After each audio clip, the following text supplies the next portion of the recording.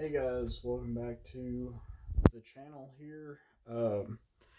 Last night I ran out of 144 grain Lapua FMJs that I was loading for the 6.5 Creedmoor. And so while I'm waiting on new ones or a new batch of those to come in, I kind of was wondering what should I work on in the meantime. So, um, anyways, I got the idea that I'm going to work on something a little more exotic. Something I haven't worked on in a while. Probably I haven't really messed with this project in about 6 months, but I really need to get back to it. So, this is what we're going to work on. We're going to do some more ULR 454 Casull ammunition. Alright, and we're going to take a look at the rifle, the scope, and do a quick recap for those that have not watched the previous videos on this. So here we go. Alright, so here we have a nice octagon barrel. A really long octagon barrel. And then on top, for the time being, I've got a single piece, one piece mount, and I've got a Riton 6-24 by 56 scope, and this is a 1-inch tube because it's hard to get these mounts to work with anything bigger than that, so it's a 1-inch tube. The rifle here is a beautiful Browning. When I say Browning, I actually mean Browning 1885 high wall, chambered in 454 Casull. So yeah, she is a dandy. Like, this is probably my out of all the firearms on, this is the one I'm most proud of having a Browning 1885 chambered 454 Casull. Yeah, it did have standard iron sights on it. I took those off, and just put them in a safe spot. But what I found out with the scope is I'm running at about 450 yards. I run out of adjustment with this scope, which is a long shot for a pistol caliber, because the 454 Casull is in fact a pistol caliber, is not a rifle caliber. But it's a really interesting one in that it's one of the highest, if not the highest pressure cartridges for pistol caliber ever made. The operating pressures are 65,000 psi, which, for comparison, for like a 45 auto is about 20,000 psi, and 9mm can be about 30,000 psi. 65,000 psi for a pistol cartridge. It's an amazing cartridge. And we're pushing a 300 grain bullet from this 28-inch barrel at around 2100 feet per second, give or take. So in the past, I've always used just standard CCI 400 primers. This time I'm going to start testing with some CCI 450 Magnum primers, and we're going to use some Hodgson H110 powder, because the H110 in this cartridge is pretty much the best way to go. Alright, so for our casings, I've got a couple hundred of these, and they're all clean, and most of them are Starline brass. Some of them are some others, but I will go through, like, there's a couple Hornady. I'm probably going to go through and select all the Starline out, because I have more Starline than anything else. And I'm going to select out some cases to test with, and gonna go resize them and trim them and whatnot. Now for the projectiles, this is where it gets fun, because these are what I'm using. It's a 300 grain Alco smokeless muzzleloader bullet that is 0.452 in diameter. And it has a G1 ballistic coefficient of 0.485. So I've done a lot of testing with these in the past, and they are legit. These are some badass bullets, some badass projectiles, and they really are truly superior, accurate bullets. Now, for shooting them and loading them in centerfire cartridges, as far as I know, I'm one of the only people that is doing this, and I don't know that there's much other testing going on than what I'm already doing. So I'm going to, because they're 452 diameter, unless you're loading them in a 460 Magnum, which you would have to find a single shot rifle that is chambered in that. And the great part about the 1885 is that it is a breech loading, it's falling block rifle. And so I just load the cartridge straight in the back here. Give you a little better idea of that. You see the bore, and then when you pull the lock up,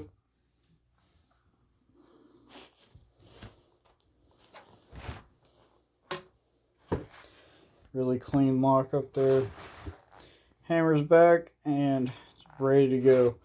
Probably one of the strongest actions ever designed by John Moses Browning. He is the man, the myth, the legend.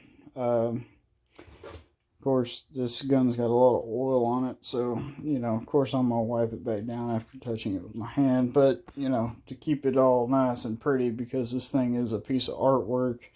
So, these bullets, let me get a close-up on those. Yeah.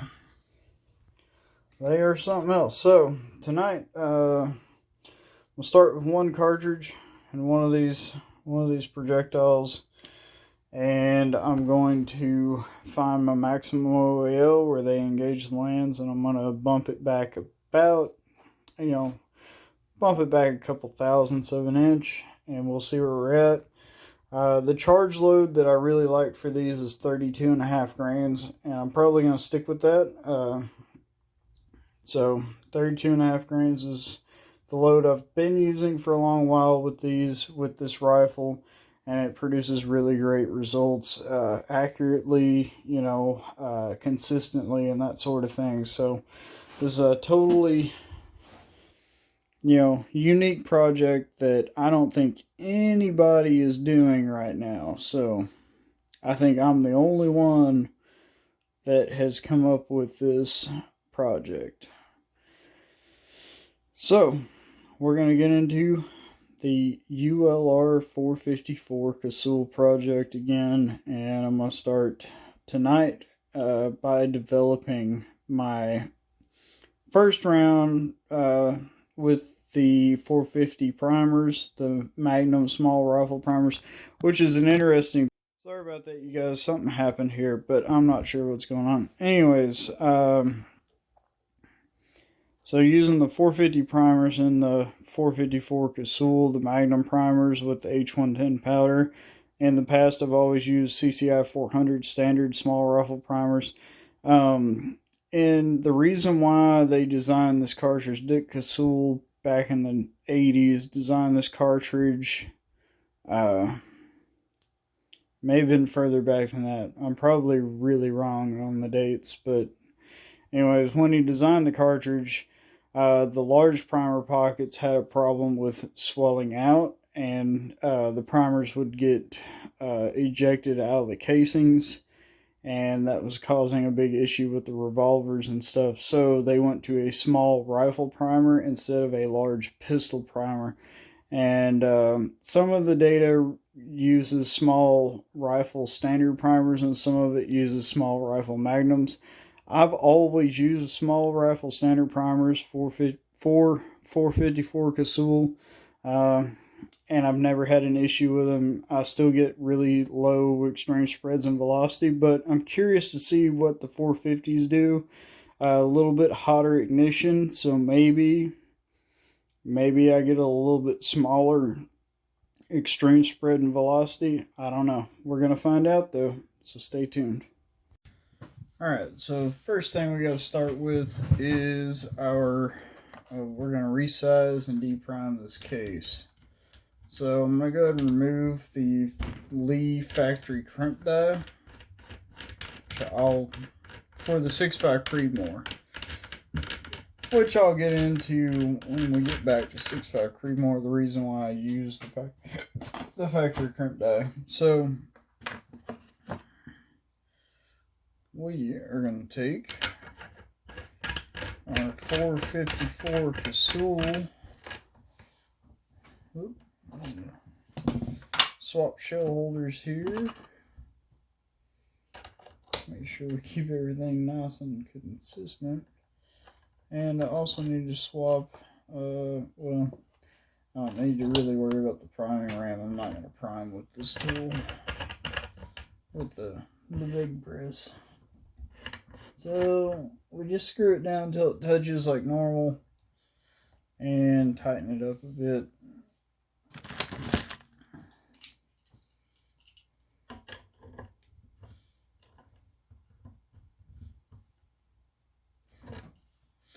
Alright, so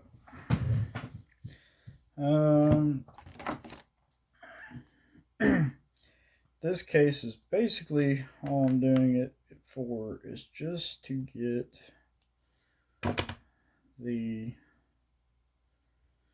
figure out what my OAL is gonna be. So I'm gonna put a light coat of the Lee resizing lube on this case,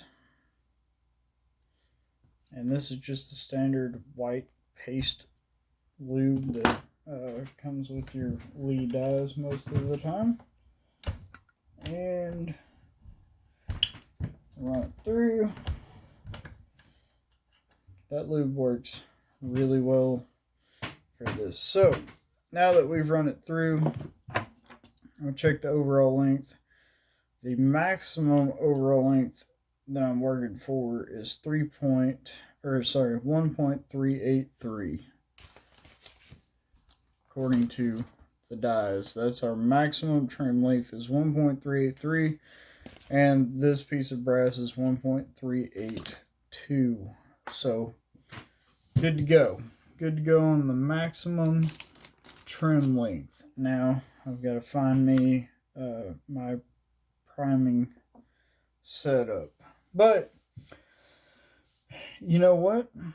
One thing I've not done before with 454 Casull is I've never done any primer pocket uniforming or flash hole uniforming. So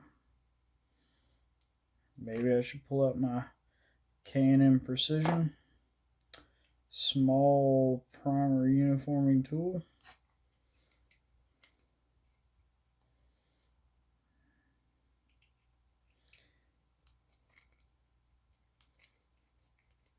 Wind it around in there just a little bit.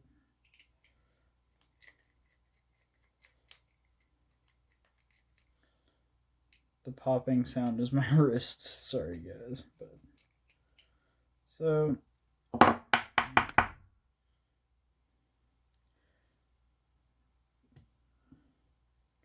check that out. That is one clean primer pocket there. So if anything, using the K&M Precision tool and you know, for the most part, using it on a drill is probably a good idea. It probably works a little better. So since I know I'm going to do that for the rest of these, might as well do it on this one.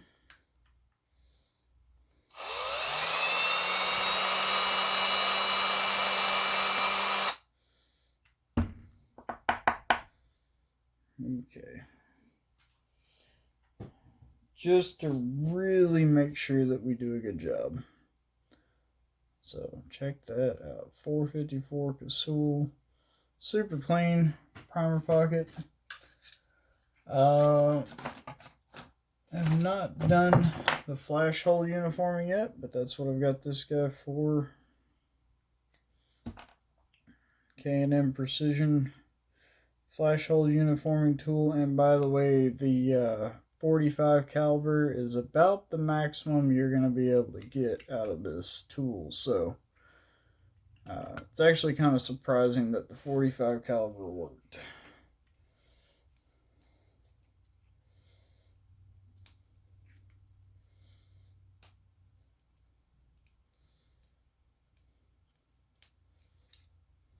Okay.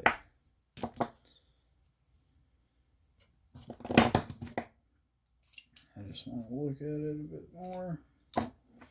Yeah, so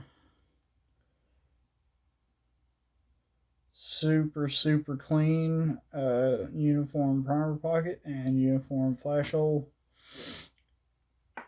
So now I've got to get ready to prime this piece of brass. Alright, so for a priming tool, I'm using the Lee priming ram and my Lee hand press. And the reason why I like using this is because, as I've said in previous videos, it works better than anything else I have tried. So, put my shell holder in there, put the case in there, and gotta get my piece of brass out. And it looks like this is taped up pretty good, so hang on just a second. Alright.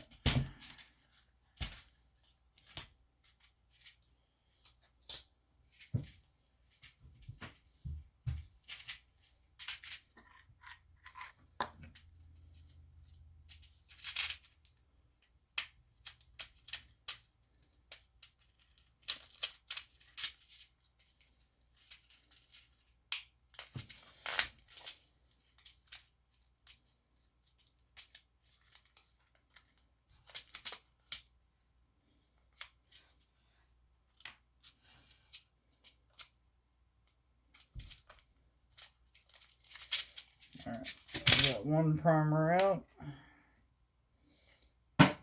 Oop, dropped my case. I'm going to seat or put one primer in the primer holder and bump it up into the case. So there we go. One primed case ready to go. So from here, since I already measured and it's below my max trim length, so we're good to go on that.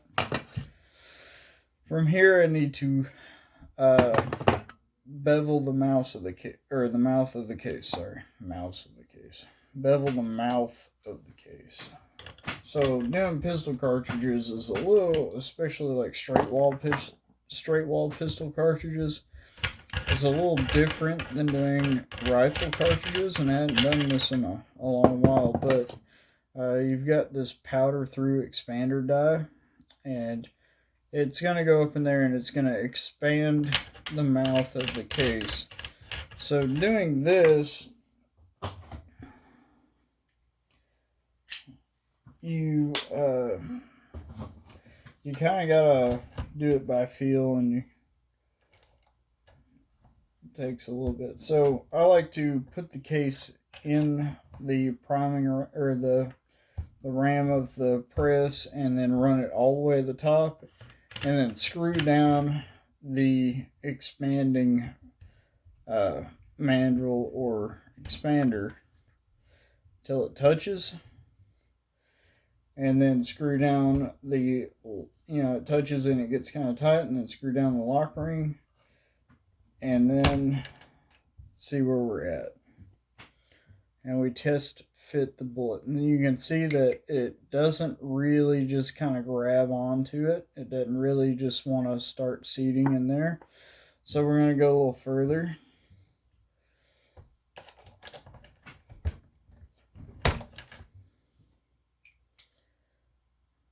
And still doesn't really like it. We're going to go a little further, another eighth of a turn or so.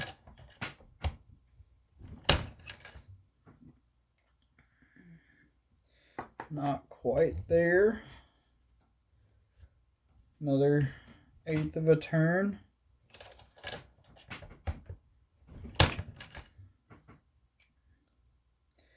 Okay, we're starting to get somewhere.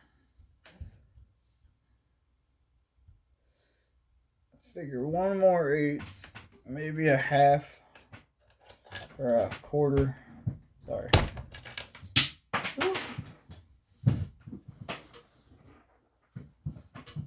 We're probably almost there.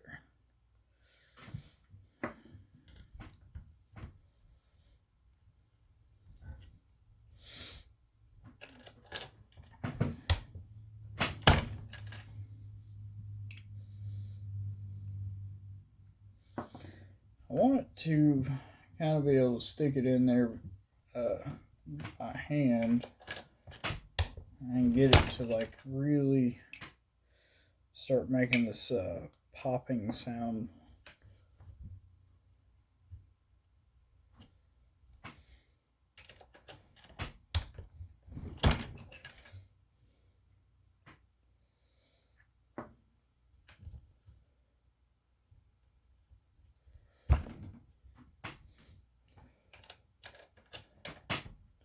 We're just doing this to open it up so that the bullet starts easily and it starts square, you know, straight going in, at least as straight as possible.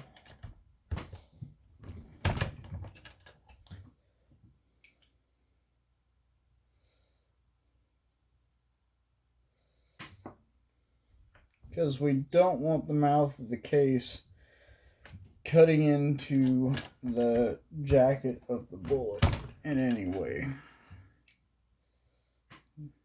That's what our goal is, to get it started without it cutting into the jacket.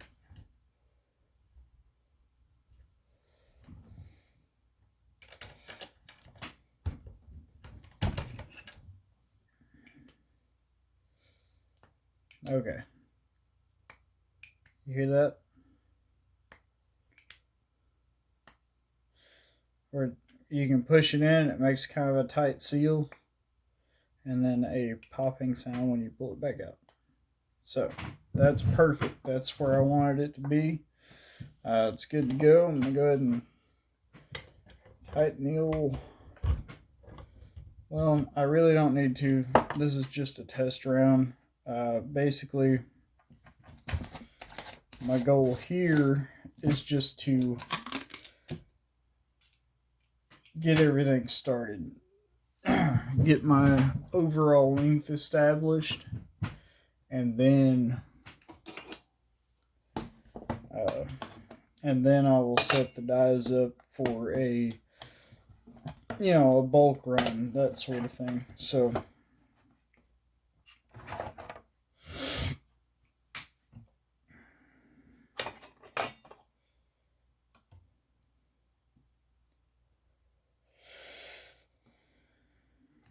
zero that, and I'm gonna drop this powder by hand just because it's this one case.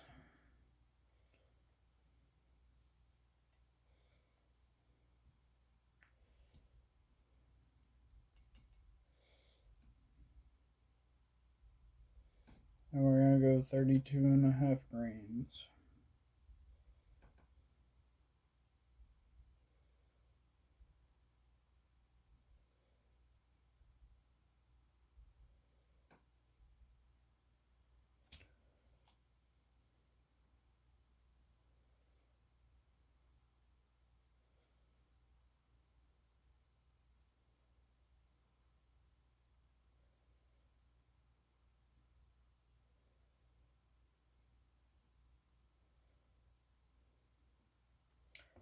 32.5. Yeah, my funnel here.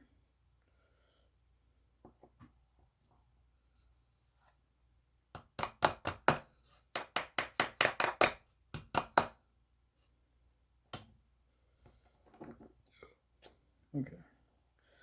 Almost spilled some. Would have been a oopsie. So 32.5 grains. We'll go ahead and take this die out, and we'll go to our bullet seating die. And this is where it gets kind of interesting. So with a normal 454 Casull bullet seating die, I'll go ahead and take this apart real quick. You can see how blunt that is. And I'll show you with the tip of the bullet is that it hits the tip right there.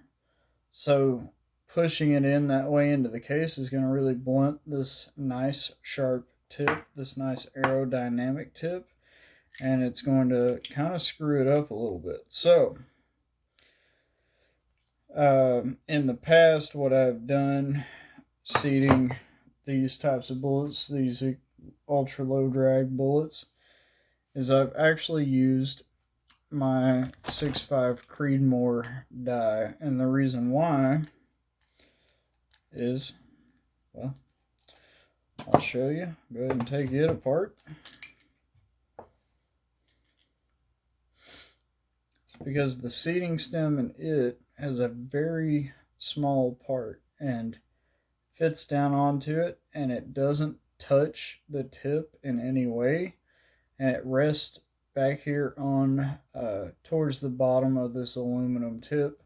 So when it goes to seat the bullet, it seats it in very straight and does not damage the tip of the bullet. So using my 6.5 Creedmoor bullet seating die for seating the 454 Casull ULR bullets. Which is kind of weird. It's not great. I kind of gotta like mess with the settings and everything, and because of the way this bullet's shaped.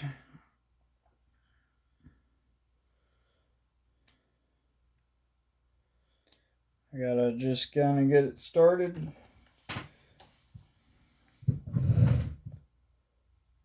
And I kind of just set it all the way up in there and run the die down until it touches.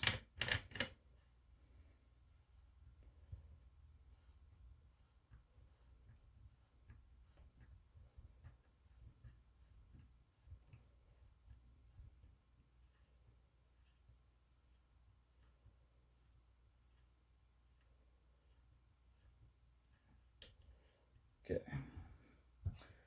I have to go. I'll just screw that back up just a little bit. Get that where it needs to go. Get that tight. Alright, so we've got the bullet started. That's not our final OAL, but from here, what I want to test fit is in the rifle itself. I want to see if that engages the rifling or not. So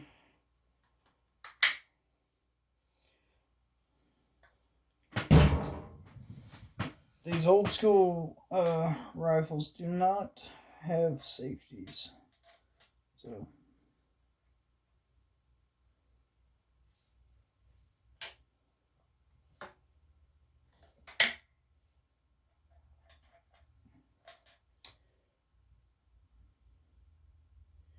that thing actually fits there without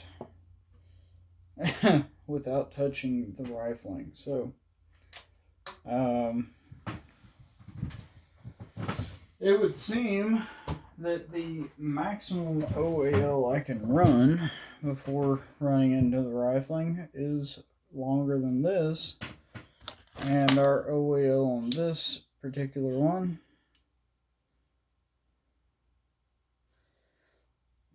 2.747. So I think probably this is probably the length I'm going to try to run. Now, for crimping the bullets in, normally I would crimp these, and I would crimp them with the lead die. It's got a feature for roll crimping the brass into the bullet itself. But since this is a single feed, single shot rifle, I am not going to worry with crimping at all. So, there you go. ULR 454 Casull round, 32.5 grains of H110, a CCI 450 primer.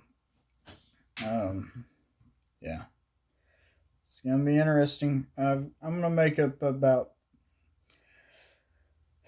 I guess I'm gonna make up 3 of these and go shoot them and see how they do, and then decide whether I'm gonna go up in powder from there or not. We'll see what happens. So,